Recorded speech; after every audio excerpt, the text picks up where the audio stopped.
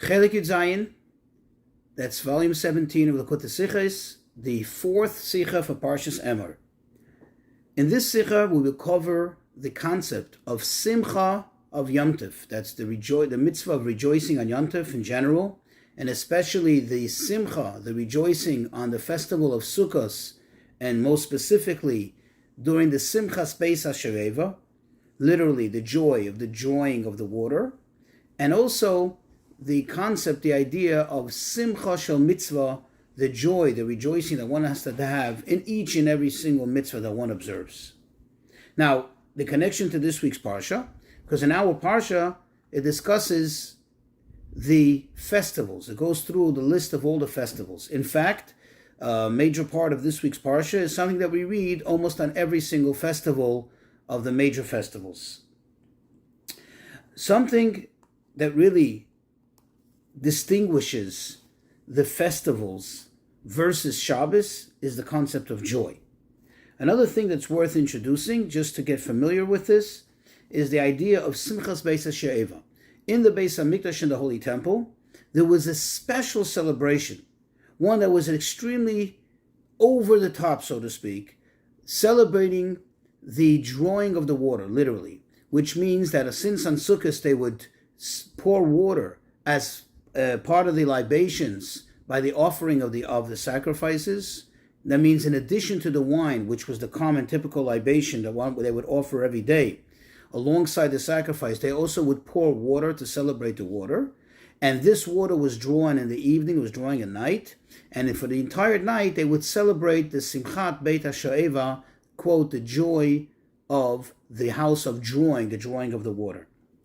Another thing that's worth mentioning, so we can flow through the Sicha a lot easier, is the idea, the concept, that a positive commandment, a mitzvahs aseh, is doicha. It has the power to push away, to push aside a mitzvahs loisa aseh, a negative command. In other words, when the Torah gives us a positive commandment to do something in a specific time, it overrides even a pre-existing negative commandment. The common example would be, the Torah commands us that when a baby boy is born, Vayom Hashmini, on the 8th day, you're supposed to perform the circumcision. What if that 8th day falls out on Shabbos or on Yom Tov, where typically you cannot do elective surgery, only life-saving surgery? So could you go ahead with doing this bris milah? And the answer is absolutely yes. Because if it's being performed on the 8th day, in other words, if the commandment of the Torah of making the circumcision on the 8th day is being fulfilled, then it overrides the negative commandment of not doing any malacha, not doing any performance of tasks on Shabbos and Yom Tov. So in our parsha, let's get into the Sicha in our parsha, chapter 23, verse 40. It says, "Usmachtem lefnei Hashem lakeichem shebes yamim," you should rejoice before Hashem your God for 7 days. So the Rambam learns out from this, Maimonides learns out from this, that on Sukkot there was, quote, an added rejoicing, an extra simcha. He calls it a simcha yesera, an extra joy, more so than in any other of the festivals. And let's read through the actual language of the Rambam. He writes like this: although we are required to rejoice on all festivals, there was a special rejoicing on the Sukkot in the Beis HaMikdash. As it says, the verse that we just quoted, Usmachtem lefnei Hashem lakeichem shebes yamim. How was this done? He says, on the eve of Sukkot, that means the day preceding the actual festival, they prepared a special raised section, which is like a balcony, a gallery, for the women, and then the lower section was for the men, so they don't mix. Then they would begin to celebrate on the conclusion, meaning Motza'ei Chag, on the conclusion of the first days of the festival. That's when they would begin to celebrate. They would not do it on the first night, on the actual festival, but rather after the festival. And they would do it with means of, instruments and all kinds, flutes and instruments and all kinds of matters of rejoicing, which would be forbidden, understandably, on the festival itself. And he says then they would continue throughout every day of the intermediate days, and every day after the afternoon offering, meaning after they would offer the final offering of the day, the final sacrifice, they would begin to rejoice and they go through the entire night. We'll skip another halacha, jump over to halacha number 14. Over there, the Rambam continues and he says, it is a mitzvah, it is a duty to observe this celebration as much as possible. However, this wasn't carried out by each and every individual, by just anybody, by the, for example, Am Ha'aretz, by the ignorant people, or by the simpletons. Rather, he says, it was, quote, the great scholars, number one. Number two, the Rashi Yeshivot, which is the heads of the Torah academies.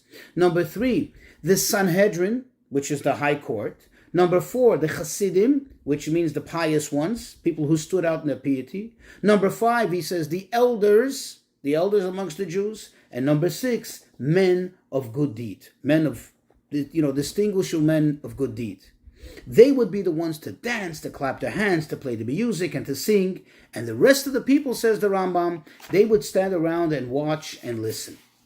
So from the wording in the Rambam, and especially from the fact that he brings this verse, it seems that the Rambam is emphasizing that the reason for this extra joy on Sukkot is not just because of the drawing of the water like I mentioned previously, but rather it has some biblical significance, meaning since he brings this verse to back up his statement, it would seem from the Rambam that he holds that this is like a part, this is like a section, so to speak, of the actual observance of the festivity of the holiday of Sukkot.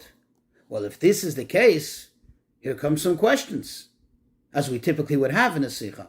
Number one, if this celebration, if this extra festivities is actually not because of the drawing of the water, but because of a biblical mandate, because you're bringing a verse for it, then the question is, how come it doesn't override the festival? In other words, how come do we wait for the second night, meaning once Yom Tov, once the actual festival is out, once it's Motzei Chag, why do we wait till then in order to start the celebrations? Because they would use music and all kinds of musical instruments. And nowadays it would be, imagine, electricity, like amplifiers, PA systems and lights and things like that. How come wait till then?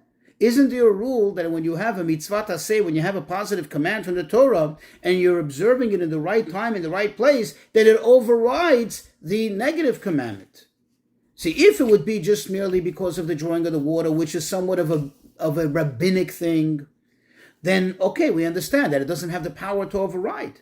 But why wouldn't we do this beginning with the first night, based on the fact that the Rambam brings this from the verse, and thus it would seem to come out that it should be celebrated for 7 days. Another thing is, the Rambam is not a storybook. The Rambam doesn't just tell us, interesting information, especially when it's superfluous information. Why is it important? How is it inherent in this halacha to know that the way they did it is they would start building first the gallery, that is the balconies for the women's section, already on the eve prior to the beginning of Sukkot, of the holiday of Sukkot? Why? How is this a crucial point in appreciating and understanding the halacha? Another question: what would be the reason that it's only specific people, designated people, would be the ones to do the actual celebration? If the mitzvah is a biblical mandate, then everybody should be doing it. There should be no distinction between one Jew and another. Take, for example, the mitzvah of tefillin. Is there a difference between a simple Jew, a child who just turned bar mitzvah, who maybe barely just knows how to read and knows how to say the words of the prayers? He has the same obligation as the greatest rebbe, as the greatest rabbi, as the head of the Sanhedrin, because it's a biblical obligation, it's a biblical precept to put on tefillin. So if there's a biblical precept, how is it possible that there's a distinction between who does it and who doesn't get to do it? Or who just stands around and watches the others do it? And now another question. It seems that the source of the Rambam's words, it's just almost seems so obvious, that it comes from the Mishnah. The Mishnah describes that not everybody took part in the actual celebration, meaning actively did the celebrating. Rather, the Mishnah says that it was the Hasidim, pious ones, Anshe Maisa, men of great deed, and Balei Tshuva. But here the Rambam seems to add various other categories, And he doesn't mention anything about Bali Tshuva, which is mentioned there in the Gemara, in the Brisa actually, which expounds on the Mishnah, also adds the Bali Tshuva. So why wouldn't he mention that? Bali Tshuva is people who repented, people who are changing their ways, coming back to Judaism. Why wouldn't he mention all of this? Now, it's another interesting thing that after the Rambam concludes all of this, describing what took place on Sukkot, the Rambam then explains, then he continues, and he says that the joy with which a person derives from doing a mitzvah comes from the love that one expresses their love that they have for Hashem, for having commanded us the mitzvah. This is a great service. This is a great virtue that someone can have in the service of Hashem. And he says that whoever humbles oneself and lowers oneself to do the mitzvahs with greater joy, he is the one that's considered to be great and honorable, and he is the true servant of Hashem. And for this he quotes the verse that King David said, the words that he said to his wife Michal, who chastised him, said, how can he lower himself? How can he, so to speak, desecrate this honor of a king by dancing like a little child in front of the ark of Hashem, if you recall the story. And he said over there, I'll even contemptible even more than this, and I'll be more humble in my eyes, and I still wouldn't have done enough to honor Hashem's honor. So we need to understand, why does the Rambam bring this here? We're talking about the laws of Yom Tov. We're talking about the laws of simcha, of joy of Yom Tov in general, and particularly the Yom Tov of Sukkot, the festival of Sukkot. How does the concept, the idea of joy of a mitzvah, how does it connect to here? True, we're talking about the concept of joy and the concept of joy in a mitzvah. But why here? And if it connects here, why didn't he already mention it way back when we spoke about the joy of Yom Tov in general? Why did he wait for this point when we're speaking about specifically about the joy, the extra joy of Sukkot? The answer to all this is as follows. When the Rambam brings this verse as his source for why we have the quote, extra, added joy of Sukkot, the Rambam is not suggesting that this is an added obligation, as if to speak another commandment, an added commandment of the 613 commandments. No, that's not what the Rambam is suggesting. Rather, what he's suggesting is, by virtue of the fact that we see that the Torah makes an extra mention of joy in reference to the festival of Sukkot, that tells us that the Torah is underscoring, the Torah is emphasizing the concept of joy when it comes to Sukkot. And that's why he says there was, quote, a simcha yisera, an added joy. He's not telling us that there's another kind of joy, there's another mitzvah of joy. He's just saying that there was an increased joy triggered by the virtue of the fact that the Torah highlights joy when it comes to Sukkot. And now this can be very clearly understood, that this is not another mitzvah, rather it's an emphasis on the already existing mitzvah that there is of joy. And the mitzvah of joy on Yom Tov in general pertains to things that are not of the nature of chilul Yom Tov, that desecrate the Yom Tov. In other words, they don't override in any way those things that are forbidden to be done on Yom Tov, to play instruments and so on and so forth. On Simcha, where there is extra joy, so one has to do whatever it takes to be extra joyous. However, once Yom Tov is out, in other words, once Yom Tov has ended, and now in the intermediary days, now we can also implement and we can employ the added joy also through such instruments that would be forbidden to be implemented on Yom Tov. And now we can also understand the point that the Rambam adds by telling us, describing to us, that they built the gallery, the women's gallery, the balconies, that they built it prior to Sukkot. You see, because going according to this way of thinking, maintaining this premise, that this is not a biblical obligation to do the extra joy on Sukkot. Rather, it's a suggestion by virtue of the fact that the Torah emphasizes it. In other words, it highlights it and makes it even, it underscores it. It makes it a stronger, a need for a stronger simcha. That tells us that it not only doesn't override the rules of Yom Tov, of the festival in general, like there would be Shabbos and Yom Tov, but even that it does not override, perhaps, even the rules of Chol HaMoed. We know that on Chol HaMoed, one should not engage in any work unless it's something that is absolutely necessary, or there's a great loss that can be incurred if you're not going to engage in that task, in that work. But otherwise, if it can be done before Yom Tov, then you do it before Yom Tov.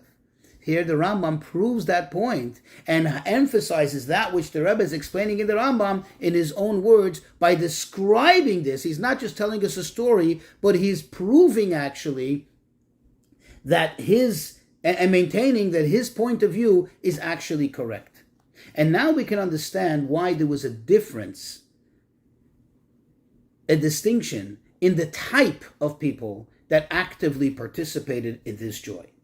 You see, since this mitzvah is not an outright obligation, for which we should say that everybody has to do it regardless of their level of observance and regardless of their level of intellectual or emotional aptitude when it comes to performing the mitzvahs. Rather, this is one that is really an added thing. When you add something, you have to know how to add. When you increase in a mitzvah, when you want to add the extra flavor, you really have to know what you're doing. In other words, you have to have the special feeling in the heart, or what the Rebbe calls the emotional aptitude of really knowing how, and therefore effectively applying this, quote, added joy. Otherwise, it won't be doing the job. If you think about it, take the words of the Torah. The Torah says, Usmachtem lifnei Hashem lekechem. And it's not saying, and you shall rejoice, because then it would sound like a commandment, but it says, and you will rejoice. That means you will add extra joy. The whole point is the added specialness of this mitzvah, the added joy in this mitzvah. That is something which is in the capacity of the emotions of the heart. And therefore, it's natural that only somebody who's on a higher level, who really has the ability, really has the capacity for such extra spiritual emotion, for this extra emotion of the heart that can really truly emphasize and truly express this joy, that they should be the ones that are, charged with doing this. And therefore, since they know how to add, they're the ones who add in the joy. And now we can understand why the Rambam details all these specific virtues, these specific categories, and we'll see how each and every one brings to the table, so to speak, another added element that the other doesn't bring. In other words, you could have just said in general, the great Jews or the great rabbis, but he specifies, he gives us certain classes. You see, the Rebbe says that if we see the source where the Rambam got it from, we will appreciate why he enumerates specifically these categories of great Jews, of great rabbis. You see, the Rebbe says when you look in the Talmud, where the Talmud describes the festivities, the events of Simchat Beit HaShe'eva, of the great rejoicing that took place in the Beis HaMikdash, when you look at the description of the Talmud, although it's obvious that all of the sages participated, all of the Tanaic sages participated, but yet when the Talmud describes it, it only describes several of them by name. In other words, several of them are described specifically by name. The others are just kind of included by association. Why would the Talmud describe these by name? This is where the Rambam, so to speak, got his idea from, that if you analyze those specific rabbis that are particularly named in conjunction with the celebration of Sukkot, we'll get an appreciation of the type of people, the category of virtue that was needed, that was applied to know who exactly took part in this celebration. So let's go for it. The first one we find in the Talmud. It says that Rabbi Yehoshua ben Chananya said, Rabbi Yehoshua ben Chananya would say that when we would celebrate the Simchas Sheva, we wouldn't, quote, taste even the taste of sleep. Why? We didn't go to sleep.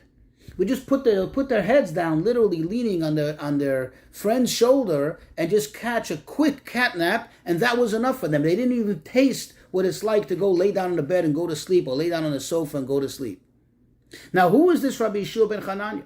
It's obvious that he wasn't the only one that experienced this, but yet the Talmud attributes to him having said this. In other words, it points him out by name.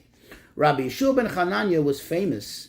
Elsewhere in the Talmud, it describes him as the one who engaged in debate with the great Greek philosophers. The Talmud calls them Chachmei Atuna, the wise men of Athens. They were the great, great, great philosophers. And since he was the one who was chosen amongst all the Jewish sages to be the ones to engage with them, it's obvious that he was, quote, Gadol b'Yisrael. He was a great one amongst the wise men. And that was the first description the Rambam gave, Gidolei HaChachamim, the great ones amongst the wise ones, the great wise men. The next one is, the Talmud describes that, quote, they would say about Rabbi Shimon ben Gamliel that when he would rejoice in the rejoicing of Sichos Beis Sheva, he would take 8 torches of fire and he would juggle them. Who was this Rabbi Shimon ben Gamliel? He was the Nasi of the Sanhedrin. He was the head of the Sanhedrin. So, in other words, who was he? He represented Rabban Shimon Gamliel. He represented the whole Sanhedrin. So it's obvious from this that who partook in this, and he was the head of them, the whole Sanhedrin. Thus, the second description of the Rambam, that the men of the Sanhedrin, the judges of the Sanhedrin, participated. The next one, description in the Talmud, it says, quote, they would say about Hillel Hazaken, Hillel the elder, that when he would rejoice in Sichas Sheva, he would say the following, if I'm not here, then who's here? Whatever that means. But how did the Talmud refer to him? Not just as Hillel. We would know who Hillel is. In the Tanaic period, there's only one Hillel, the first one. Rather refer to him as Hillel Hazaken. So this tells us that the virtue of elder plays a role here. Thus, the Rambam's description of the elders. Later, we have in the Yerushalmi, the Talmud Yerushalmi, over there it says, Ben Yehoitzadok, the son of Yehoitzadok, he would pride himself in his vaulting, the way he would be able to jump and make all kinds of acrobatic moves to rejoice in Simchas Beis Sheva. Now, who's this Ben Yehoitzadok? We don't know much about him. But we do find in the list of the Tanaic sages, we do find a Rabbi Shimon ben Yehoitzadok, and this must be him. This must be him. Now, if he's called Rabbi, it says elsewhere in the Talmud that in order for one to be called Rabbi, there had to be a Rosh Yeshiva. They had to be the head of a Torah academy. Thus, the Rambam says, the Rosh Yeshivas, the heads of the Torah academies, the deans of the Talmudical academies. Now, it's interesting, just as a side note, why then doesn't it call him here Rabbi Yehoshua? Why does it call him Ben Yehoitzadok? Well, the answer is because he was somewhat priding himself with this. There was also a need to counterbalance with some humility, and thus he didn't call himself Rabbi Shimon. He would only call himself Ben Yehoitzadok, and we find a precedent with this with other sages too, Rabbi Chanina, for example, and so on. And this is what the Rambam took from the Rosh Yeshiva. The question, however, is why did he not enumerate Baalei Tshuva, which is explicitly in the Brisa, in the Tanaic source, which expounds on the Mishnah?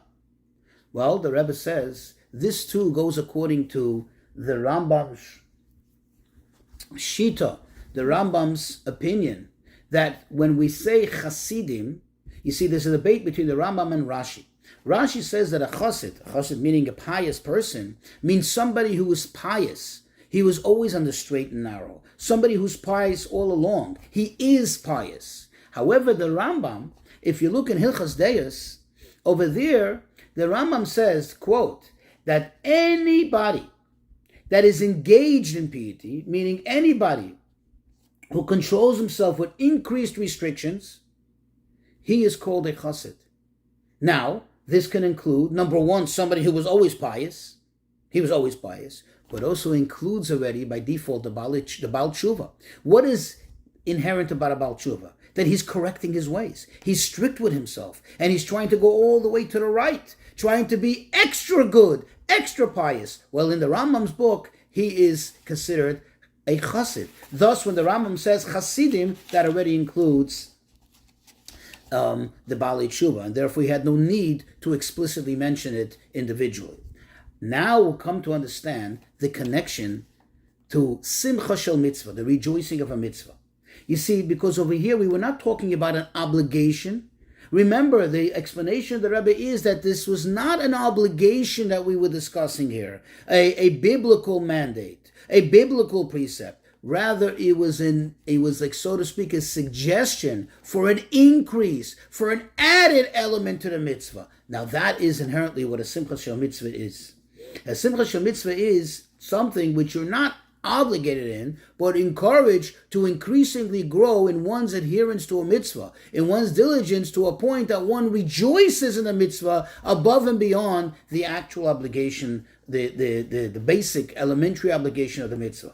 And if you really think about it, it also answers the question why he mentions it here, because this is like an ascending scale. First he speaks about simchat Yom Tov, the joy of Yom Tov, which is an obligation.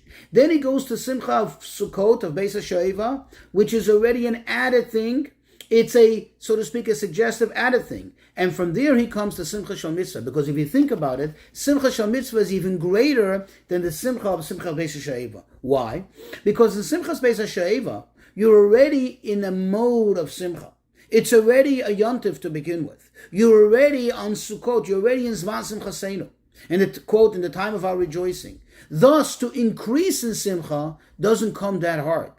It's not, so to speak, so much out of the ordinary. It's not extraordinary. However, on a regular day, when one performs a mitzvah, for one to have true Simcha Shel Mitzvah, that is something extraordinary, even above and beyond that.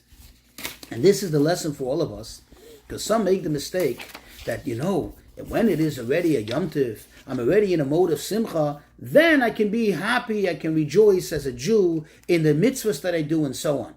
But on a regular day, on a regular average, as we say, Monday or Tuesday, that it should be expected for me as a Jew to truly rejoice in the fact that I'm a Jew and in every mitzvah that I do, over here we see from the Rambam that yes, that is inherently what every single Jew should strive for. That is not only to be joyful when the Torah expects you to be joyful, demands you to be joyful, not only to be joyful when the Torah suggests you to be joyful, but even to be joyful, the Simcha Shel Mitzvah, in each and every single mitzvah that we do.